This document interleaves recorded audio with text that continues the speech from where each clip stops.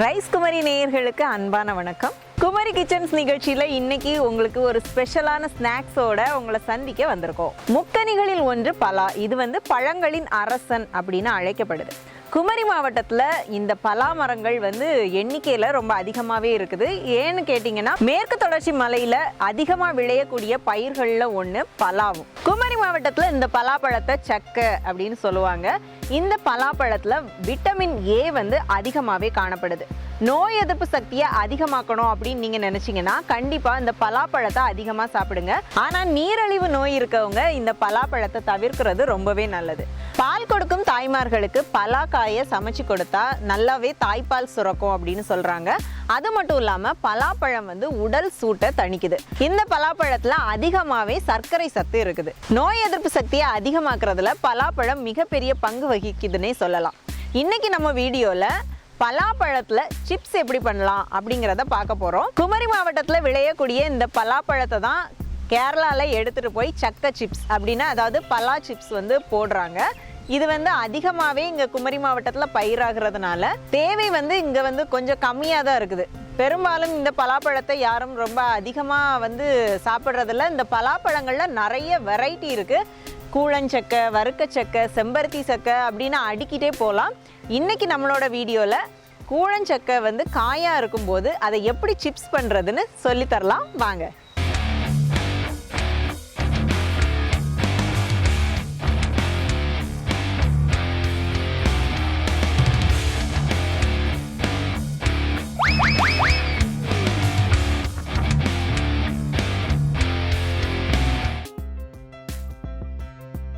நாங்கள் போன ஊரில் பலா மரங்கள்லாம் ரொம்ப அதிகமாகவே நிறைஞ்சிருந்தது. நாங்கள் அங்கேருந்து ஒரு பலாப்பழத்தை ஃப்ரெஷ்ஷாக அப்படியே மரத்துலேருந்து கட் பண்ணி எடுத்துக்கிட்டோம்.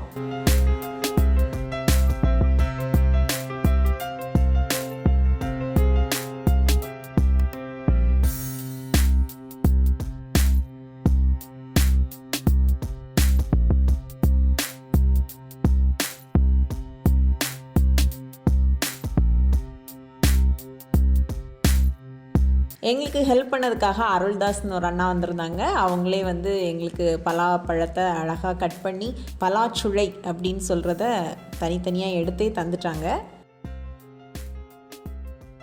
இப்போ பலாப்பழத்தை நாங்கள் சுத்தப்படுத்தினோம். மேலே இருக்கிற அந்த பூஞ்சின்னு சொல்லக்கூடிய அந்த இதெல்லாம் எடுத்துகிட்டு பலா காயை மட்டும் தனியாக எடுத்துக்கிட்டோம்.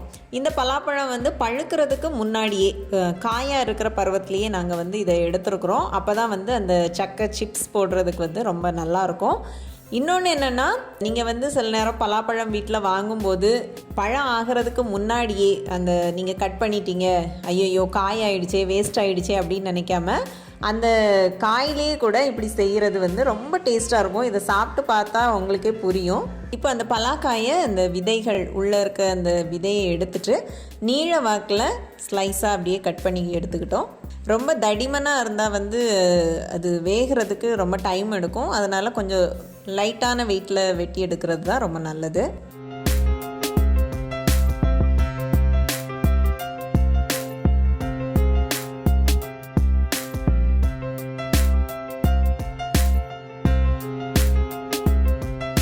அடுப்பை பற்ற வச்சு நாங்கள் கடாயை வச்சுட்டு தேவையான அளவு எண்ணெய் ஊற்றிக்கிட்டோம். சரி, இப்போ சக்கை சிப்ஸ் செய்யறதுக்கு ரெடியாகுங்க. நீங்களும் அடுப்பை பற்ற வச்சுக்கோங்க. கடாயில் தேவையான அளவு எண்ணெய் ஊற்றிக்கோங்க.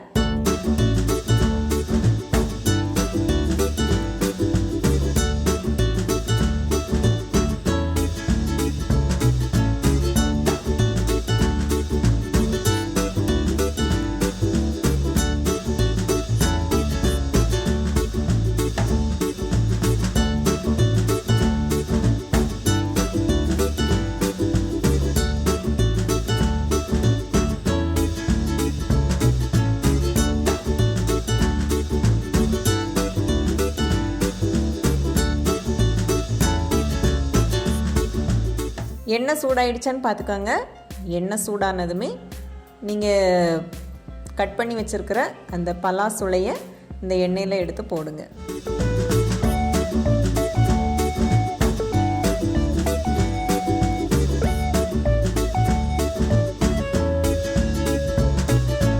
அடிக்கடி கிளறி விட்டுட்டே இருங்க. அப்போ தான் அந்த பலா சுளை எல்லா பக்கமும் சரியான பதத்தோடு வேகும்.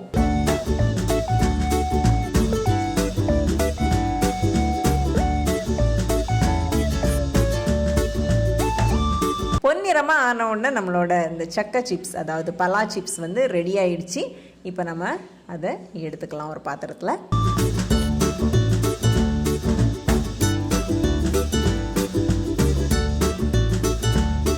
இப்போ பலா சிப்ஸ் வந்து ஓரளவு ரெடி ஆயிடுச்சு. இது வந்து பொன்னிறமாக ஆன உடனே நம்ம அதை வந்து பாத்திரத்தில் எடுத்துக்கலாம். பாத்திரத்தில் எடுத்த அப்புறம் தேவையான அளவு உப்பு, காரத்துக்கு நம்மளுக்கு தேவையான அளவு காரம் தேவை அப்படின்னு நினைக்கிறவங்க தேவையான அளவு மிளகாத்தூள் சேர்த்துக்கலாம். சேர்த்து அதை மிக்ஸ் பண்ணி வச்சுக்கோங்க. இல்லை எங்களுக்கு காரம் தேவையில்லை, குழந்தைங்களும் சேர்ந்து சாப்பிடணும் அப்படின்னு நினைக்கிறவங்க கொஞ்சமாக உப்பு மட்டும் சேர்த்துக்கிட்டு அதை எல்லாருக்கும் கொடுங்க. ரொம்பவே டேஸ்ட்டாக இருக்கும். வீட்டில் நீங்களும் ட்ரை பண்ணி பாருங்கள். நோய் எதிர்ப்பு சக்தியை தரக்கூடிய இந்த பலாவில் நாம் இன்றைக்கி ஒரு சுவையான ஒரு டிஷ்ஷை படிச்சிருக்கீங்க. ட்ரை பண்ணி பாருங்கள். குமரி மாவட்டத்தோட பாரம்பரிய உணவு முறைகளை நீங்களும் தெரிஞ்சுக்கணுமா? கண்டிப்பாக தவறாமல் குமரி கிச்சன்ஸ் நிகழ்ச்சியை பாருங்கள். குமரி மாவட்டத்தோட உணவு முறைகளை நீங்களும் செஞ்சு பழகலாம்.